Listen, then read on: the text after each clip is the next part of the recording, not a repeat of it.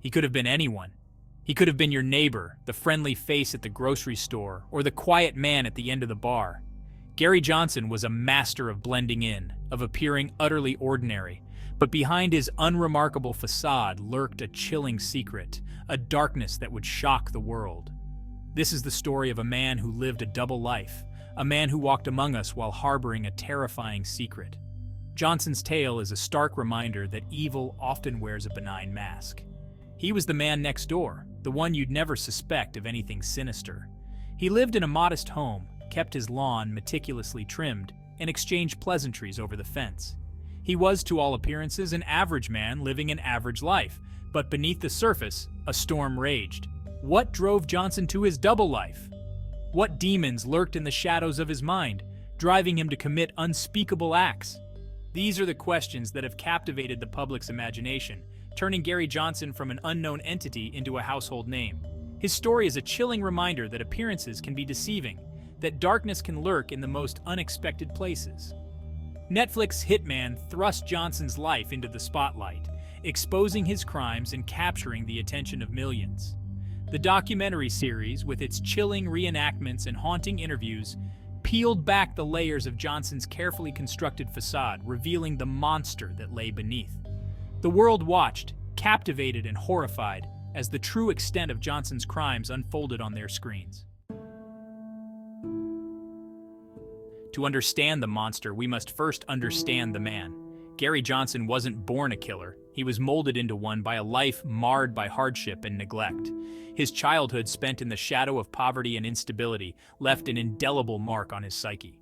Abandoned by his father at a young age, Johnson was raised by a single mother who struggled to make ends meet.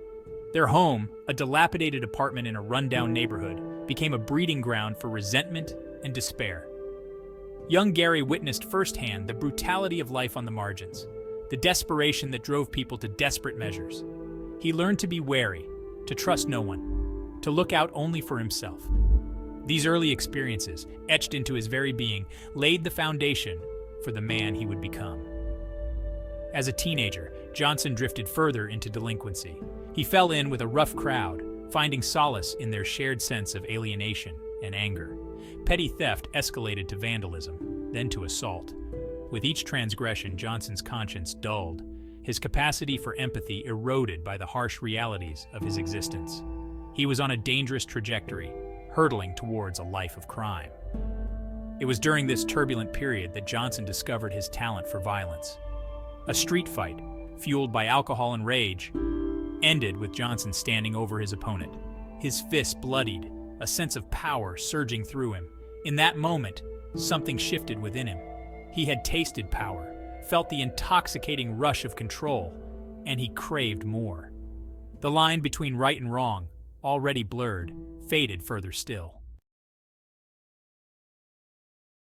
The descent into darkness is often gradual, a series of choices that lead us further and further from the light. For Gary Johnson, the descent was marked by a string of increasingly violent crimes. What began with petty theft and assault soon escalated into something far more sinister. He became a predator, preying on the vulnerable, his actions fueled by a chilling blend of greed and indifference. Johnson's first known murder was a contract killing, a job that promised a quick payday and a clean escape. His victim, a small-time drug dealer who had crossed the wrong people, never stood a chance. Johnson, efficient and ruthless, carried out the hit with cold-blooded precision. He felt no remorse, no guilt, only a sense of grim satisfaction at a job well done. Over the next few years, Johnson's reputation as a reliable and discreet hitman grew. He moved in the shadows, a phantom figure whispered about in hushed tones. His victims, often low-level criminals, or those caught in dangerous webs of their own making, disappeared without a trace, their fates unknown to the outside world. Johnson was a master of his craft, leaving behind no witnesses, no evidence, only a trail of whispers and unanswered questions. His crimes, though shrouded in secrecy, cast a long shadow. Families were left shattered, lives irrevocably broken. But Johnson remained elusive, a ghost story whispered in the darkest corners of the city. He moved through life with an air of detachment, his outward demeanor a carefully constructed mask that hid the darkness within. Netflix's Hitman thrust Johnson's life into the spotlight, exposing his crimes and capturing the attention of millions. The documentary series, with its chilling reenactments and haunting interviews, peeled back the layers of Johnson's carefully constructed facade, revealing the monster that lay beneath. The world watched, captivated and horrified, as the true extent of Johnson's crimes unfolded on their screens. These are the questions that have captivated the public's imagination, turning Gary Johnson from an unknown entity into a household name. His story is a chilling reminder that appearances can be deceiving, and darkness can lurk in the most unexpected places.